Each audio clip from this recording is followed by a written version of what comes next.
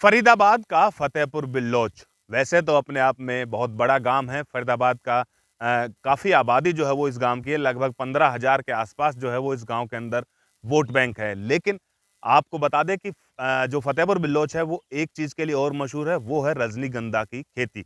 रजनीगंधा की खेती पूरे उत्तर भारत के अंदर सिर्फ हरियाणा और फरीदाबाद के इस गांव के अंदर, फतेहपुर बिल्लौच के अंदर होती है। और हम उसी खेत के अंदर खड़े हुए हैं। मैं आपको एक बार दिखा देता हूं कि किस तरीके की यहाँ पे खेती है। ये वो रजनीगंधा के फूल हैं जो कि अब जो है वो लगभग पक करके पूरे तरीके से तैयार हो चुके हैं। और इसके बाद अब ये जो है वो बाजार के अंदर जाएंगे और बाजार के अंदर जा करके जो है वो अ, जो किसान की 2 पैसे की कमाई है वो इसको लेके आएंगे। और कहीं ना कहीं देख सकते हैं कि आप फिलहाल हमारे साथ एक बार वो किसान हैं। एक बार हम उन किसान से जानने की कोशिश करते हैं। रमन नाम है इनका, फतेहपुर राधा रमन। और इनसे जानते हैं कि आखिर किस तरीके से ये इस खेती को करते हैं। रमन जी, कितने टाइम हो गए आपको, राधा रमन जी, खेती करते इस खेती को हमें 10-12 साल से ऊपर हो गए। और हमारे गांव मेन है इसके रजनीगंधा के मामले में। उत्तरी भारत में और गाजीपुर मंडी जाता है माल, यहाँ से डेली गाड़ियाँ जाती हैं। डेली कटिंग होती है, माल डेली जाता है। और इसको हमने अब की बार नई टेक्नोलॉजी से मैंने लगाया है, इसको ड्रिप और मल्चिंग लगा के। पहली दफ़ा मैंने इसको लगा के देखा है, तो इसमें बहुत अच्छी कामयाबी है।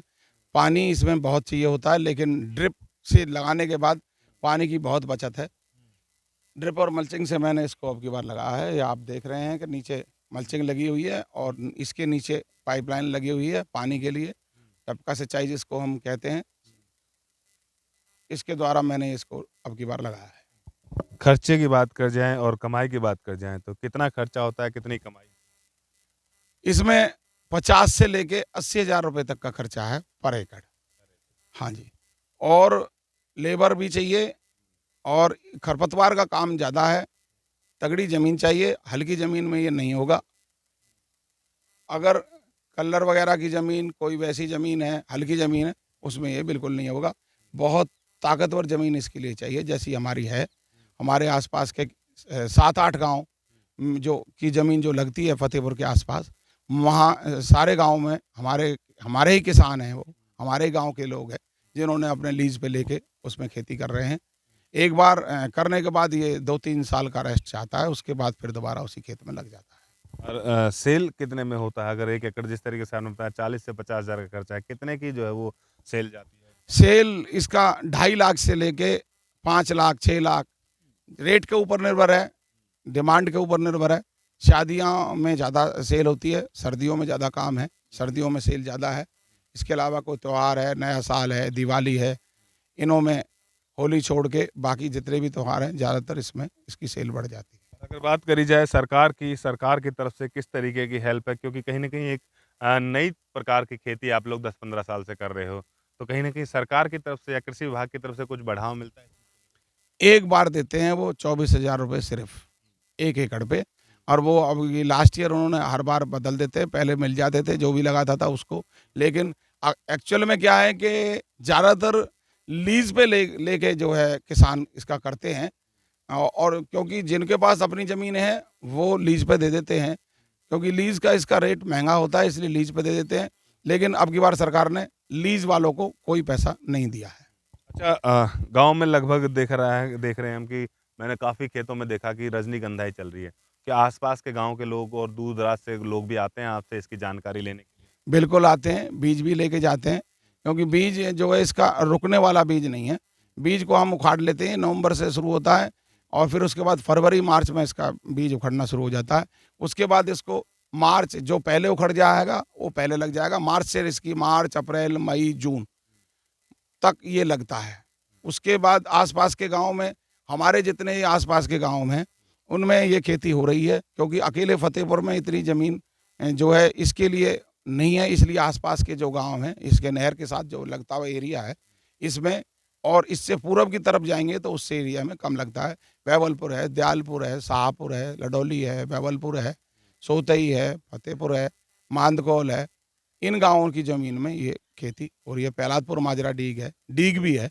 इनकी ज़मीन में सब में यो जो भी काम कर रहा है, या तो वो उन गाँव के किसानों के साथ है या फिर लीज पे लेके करते हैं। है फतेहपुर के ही आदमी सारे। फतेहपुर के ही हैं। हरियाणा की बात कर जाए तो हरियाणा में सिर्फ़ और सिर्फ़ हरियाणा फरीदाबाद ज़िले में ही ये खेती होती है या और भी कहीं?